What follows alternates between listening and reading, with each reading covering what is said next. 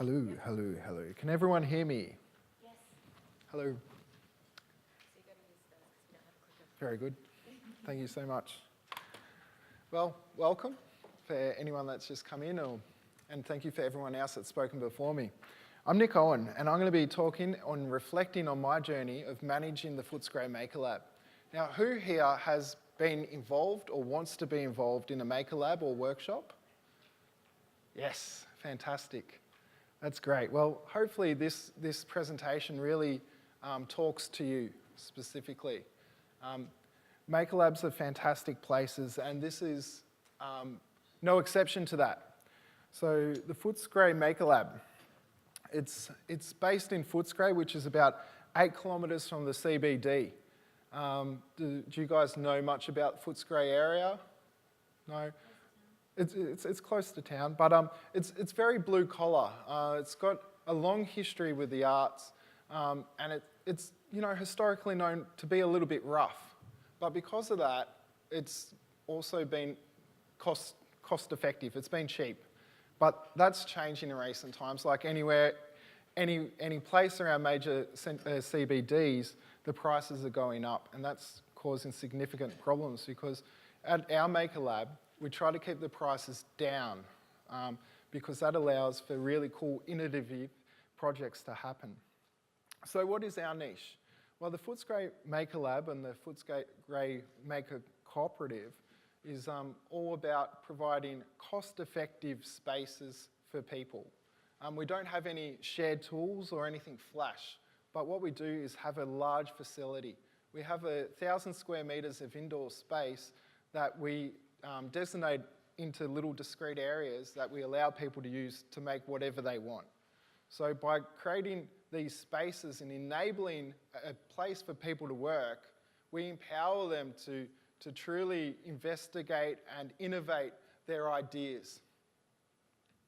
So that's our niche. So what about our structure? The cooperative. So under the umbrella Footscray Maker Lab, we're the Footscray Maker Cooperative. We're a legal, non-distributed collective, so that's our legal business entity, and we're not a non-for-profit like many other organisations.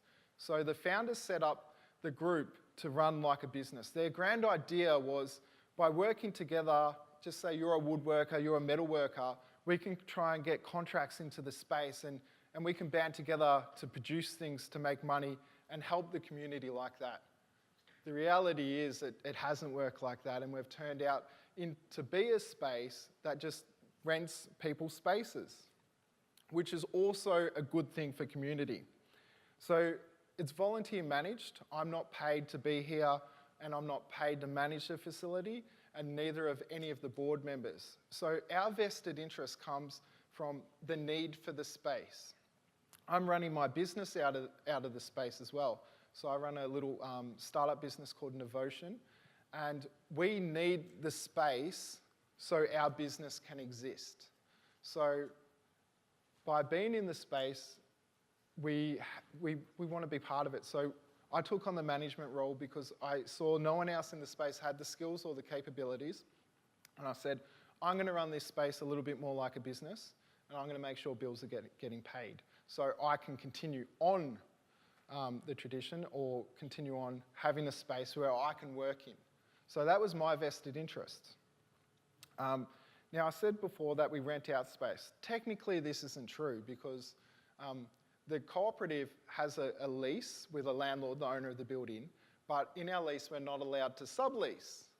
Right, so how do we get around this? Well, we do this by setting up exclusive use contracts. So it's like saying, all right, I allow you to use this little bit of space exclusively. No one else can use that unless you invite them to do so.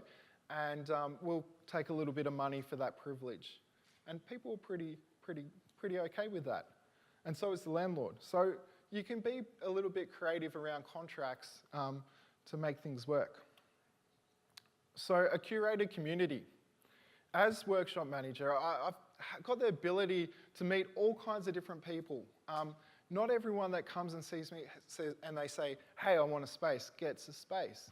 It's based on needs. Because we are so low in cost, it's not feasible for everyone. In fact, we've got a local storage king not too far from us, and they charge around about $200 for a storage locker.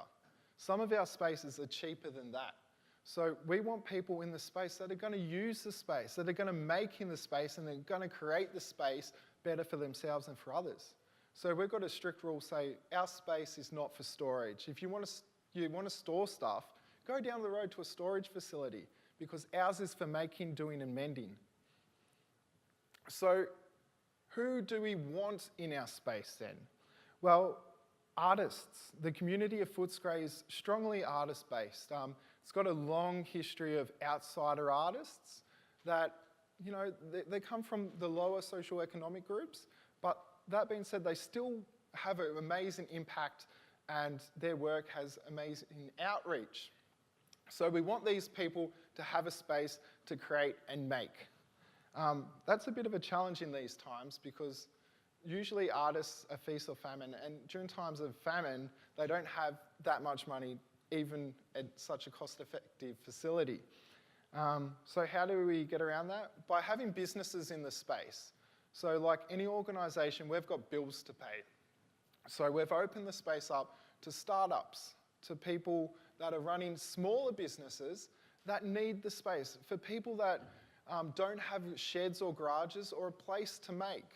So we've got spaces which are pretty universal that, you know, you can go, hey, I want to forge knives. So you can set up your power hammer and set up your forge and you can make knives.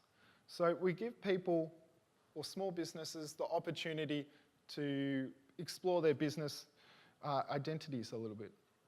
And maker and hacker groups. We want to be part of the community, not just our curated community, but the greater community. So I think every first Thursday of the month, we have a hacker group come in and they use a little bit of our space to talk about their Arduino projects and projects in general.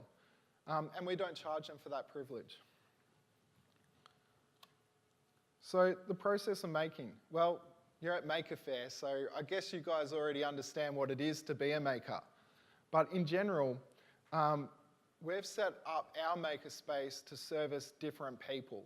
We've got everyone from woodworking to general engineering and ceramics. And when I say the building is quite big, it's like the scale of outside big. It's 1,000 square metres of a tin shed and it looks pretty run down. But inside, at the back, we have the woodworkers. In the middle, we have the general engineering. That's where my business exists. And at the front, we have the clean areas. So we've separated the space in areas based on the potential of creating dust. So woodworkers are very dusty people. They're awesome makers. But if you group a lot of them together, right, you can control their dust. But in doing so, what we've found is that they start to know each other. So all of a sudden, a guy in one space is talking to a guy in another, and all of a sudden they're working together on a project. So the curated community accidentally has enabled people to collaborate, which is a really, really cool thing about communities. We've also got some other interesting areas. We've got 2 outdoor type of areas. We've got an undercover outdoor, which has no walls, but it's got like a pergola over the top, which is really, really cool for metalwork or general fabrication. And then we've got hard stand, which is more like a car parking spot. So we've got 3 or 4 types of spaces: hard stand, outdoor undercover, indoor and office spaces. And it's really good to have the flexibility of these spaces because it means we can have different types of makers in our space. And this is our map. It looks rather complicated, but you can see that the hard stand is more or less driveway. We've got all these green spaces being outdoor undercover, and the red spaces being our indoor spaces. And to give you a little bit of a cost breakdown of what I mean by affordable is all these numbers I'm going to quote are by the month. So our red spaces are $275 a month for 30 square metres. That's very, very, very cheap. Our green spaces are $165 a month, and the yellow space, also the bluish colour, hard stand and parking, that is $3.33 per metre. So we're very cost effective, and we're conscious that other spaces that work in a similar niche are about 3 to 4 times more expensive than us. So we can have lots of cool guys and girls in our space. And these are just a snapshot of our makers. So who here has heard of Newtonia Sculpture Park? No? I reckon you guys should Google it. It's based here in South Australia. It's also known as Planehenge because it's got 2 planes nose down into the desert sand, and it's a real awesome metallic sculpture park. But the guy behind it is Robin Cook from Mutant Waste Group. He's a real eccentric maker. He rides around late at night in our space wearing a headlamp, and he's like, ah. He's never really seen during the day. Our facility's open 24 hours a day, 7 days a week. We never shut. But he's the kind of creature that only works at night. So it's really cool that, you know, we give lots of different people and different groups opportunities. Now, Christian, has anyone heard of WASA? Now, WASA, the Western Suburbs Aeronautical Space Agency, he decided, I'm going to start my own space agency. But I'm not going to build rockets. I'm going to build wooden sculptures, and I'm going to burn them at hippie festivals.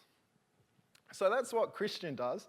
And he builds these sculptures in his space at the Footscray Maker Lab. And these sculptures have been shown at festivals like Earthcore, Burning Seed.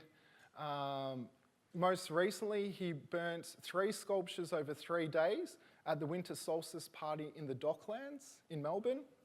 That was huge. That was seen by probably 10,000 people or more. It was a huge crowd. We couldn't move. There was that many people around the Docklands. And I thought it was a ghost town, but not at that time of year. Theo is a really interesting man. He's a steampunk, by the way. Theo wears the full steampunk regalia, and he's known for making clockwork wooden horses. So the kind that you turn a little hand crank and horses trot. You can Google him on Etsy under Madness and Tea and see his work. But the real cool thing about Theo's story is that he entered the space not really as a business, but as an artist that was struggling. He was on the dole when he entered our space, so he could barely afford to make rent, but he knew that he needed a space to make. So in a relatively short time, he was able to sell enough of his mechanical clockwork horses on Etsy, on the internet, that he was not only supporting himself, so he was no longer on the dole, but he was starting to get his friends that were artists into the space, and he was teaching them how to make. He was teaching them how to use laser cutters and how to draw in vector graphics programs. So he was passing his knowledge on. And I think that's incredible because not only has he helped himself, he's helping others. And I think that's a major take-home from this presentation is that community is about helping yourself, but also helping others around you. So Tian Yu, she does ceramics. She was one of our first members that was into ceramics. And as long as I've known her, she's wanted a kiln. So she's got a master, and her master is somewhere else, and he's got a kiln. So, but she had to travel 40 minutes across town to use his kiln. Well, she started doing quite well. She started off selling at markets, and now she's all over the place. But kilns are not something you can usually have at your home. Like, they use a lot of power. So one thing that we did as a collective is we upgraded our factory's power so she could plug in a kiln. Once we did that, we had 3 or 4 other ceramic workers move into the factory, right, and said, oh, we really needed this space to exist. And so by fixing a problem for one person, we solved a lot of problems for other people. And we further created another space for people to exist. And then you've got Nick and Duncan. I'm Nick, my business partner is Duncan, and our little business started out with one soldering iron, right? We are going to leave the space. I'm hanging up my boots as workshop manager because recently I've signed a lease to a 240 square meter factory of my own. So I'm graduating from the space. And that's a good thing because the space is not a forever space. The space really is geared towards giving people opportunity to explore their ideas, to have a go, to try making things. And if they do well, and if they move out, that's seen as a victory for the space, a success. It's kind of like university or high school that when you graduate, you don't forget about the space, you're alumni of the space. And you can kind of help mentor the next group. So these are some of the examples of projects that we currently have in the space or have had in the space. We've got the koala bus. The koala bus is an infinity mirror inside. So it's decked with LEDs, and at night, you can look into the bus and it will look like it goes for an infinite length. And imagine that if you're at a music festival, at a doof festival, and you're like having a really good time and you see this bus, you're like, this is the best thing ever. That was built at Footscray Maker Lab. We've got Rob, the knife maker, forging and grinding his knives. His big thing is that he does everything himself. From making the cases, he designed the dies that make his cardboard boxes. He forges the knife blade. He wood turns the handles as well. He does everything himself. And if that's not a maker, I don't know what a maker is. And then we've got Duncan and myself. So this is a project we worked for Altona City Council. So it was a giant Etch-a-Sketch. So almost a 3-metre Etch-a-Sketch that we made that when we slid the slider across, it exposed a tram. And the whole idea behind that was to show that in the park where the installation was, there was once trams. And that by sliding a mechanism across, you're exposing a little bit of history and educating people about that history. So technology was great for that. And how we built some of that is we restored a CNC router. So we bought, for not much money, a broken down, clapped out machine, and then in this space, we were able to use our knowledge of engineering science, and we restored it, we got it working, and then we started doing work. So that was really cool. And because we did that, it's created the pathway for us to move out of the space. That's our mechanism for success. But not everyone in the space is entrepreneurs or works on big business. So we've got Doug and his son, Tom. Tom came first, then Doug, the dad, came. So Tom was like, I'm going to set up a woodworking shop at the Maker Lab. And Doug came along and says, I know a thing or two about woodworking. I would like to come and check that out. Well, that was 18 months ago, and Doug hasn't really left. Doug's in this space more than his son, Tom, and Tom's the guy that rents the space. But what's really cool is that Doug's now passing down his knowledge of woodworking and fiberglassing to his son. And because they don't have a shed at home. This is their shed. So it's really cool that the space is part of the transfer of knowledge or intergenerational transfer of knowledge. Managing risk. Does that look familiar to you guys? Yeah. That's my workbench. Sometimes I even do work on that bench. It's quite often more full than that. That's a good day. One of the biggest problems and challenges with running a volunteer-run organisation of this size and complexity is managing the risk. And it's not just risk of people getting hurt, it's the risk of things getting stolen. What happens if someone comes into the space and says, this person took one of my things without asking? Well, you can't have everything. There's a pyramid in, I don't know, Kaizen pyramid, where you can't have good service at low cost. And it certainly doesn't happen quick. So being a low-cost space, you've got to lower the expectations. And so much so that we do have a possum problem. At night, you can hear possums through the roof. Yeah, sometimes you can see rats and mice in the bin. We don't like it, but they are. And yeah, mini humans. Gee whiz, I've got one right there. He's a good kid, but I wouldn't want him in the space. Like, this makerspace is a workshop. It's not a place to have your pet or have your kids. It's a place where work happens. And it's a good one. And this is my favourite. Being in Footscray, there's drugs, punks and thugs. So how do we keep that out of our space? Well, because we all like the space, we don't kick out the punks because, you know, being alternative and being edgy or being an outsider is part of our fabric, right? But we do have rules. We've got 10 or 11 commandments that are in the space. Like, we don't want drugs in the space. Drugs can be fun, but not where you work, right? So don't do drugs. And don't go punching people. Like, violence is bad. So we've got a couple of rules that are designed that if people violate them, they're instant out. There's no ifs, there's no buts, there's no please explain. It's like, you had your chance, goodbye. We're not social workers. And we find that by having a cheap and affordable place, a lot of the time people come with their issues. And we don't want to deal with them, but we have to because that's part of community. So we touch on this managing personalities and expectations.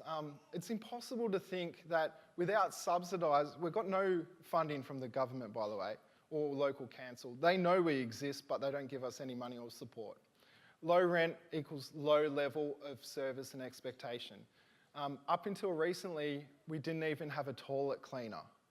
And we still don't have toilet paper. So, you know, if you come to visit, bring your own toilet paper.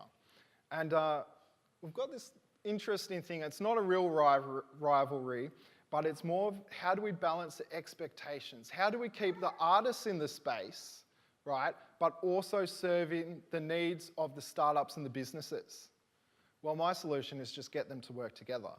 But not everyone wants to work together, and nor do they have to. But we're conscious that there are different groups which have different needs, and by raising the prices, we may eliminate some of those groups, like classic gentrification. One of the most important things that I've learned from managing the facility is that there's no such thing as normality, particularly at the Footscray Maker Lab. I remember only the last couple of weeks I was working out on a project and I remember seeing a wizard pass me. Now, in what workspace do you see a wizard? And I'm not talking just like your normal garden variety wizard. I'm talking full, like Harry Potter wizard with wand. And this is just one example of a kind of group or person that I've seen through the space. It's quite often to see people in all kinds of dress up and gear. But this is what this kind of space is and what it should be all about. So I'm graduating from the space, and this is probably my last official engagement in the space and as workshop management. My main things is that it's not a forever space, but it is a bloody great space to explore your ideas, try out making, and see if your idea is a business or your idea is an art. It's perfect. It's utopia for the maker. And moving out is win-win. It's great for me, and it's great for the space. So the future. I know where my future is. It's behind a desk making things or designing things. But the future of the organisation, I really want the organisation to continue because it has given me a great opportunity to succeed. But I don't necessarily know or agree that it should always be a voluntary run organisation. I think that if we increase the prices just a little bit, then we can have paid management and we can bring on some services while maintaining its affordability. And I think continuous improvement, like bringing on Kaizen principles, saying, well, we can't have everything perfect, shiny and polished, but we can continue to improve our safety. We can maybe even one day get toilet paper in this space. I would very much like to come and visit and come to a space that has toilet paper.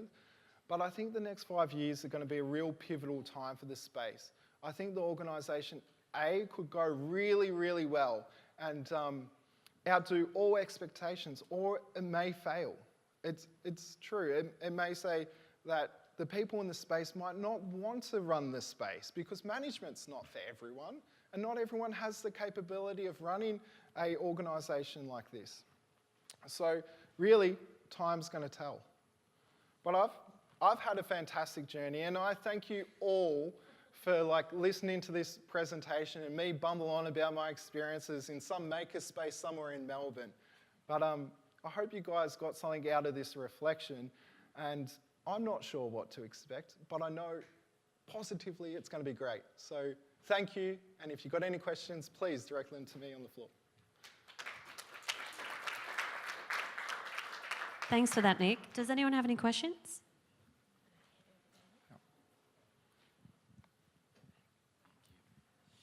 I'm just very interested to hear the ratio of the number of people that get started on, some form of skill, woodworking, metalwork, whatever, that actually go on to become profitable in that.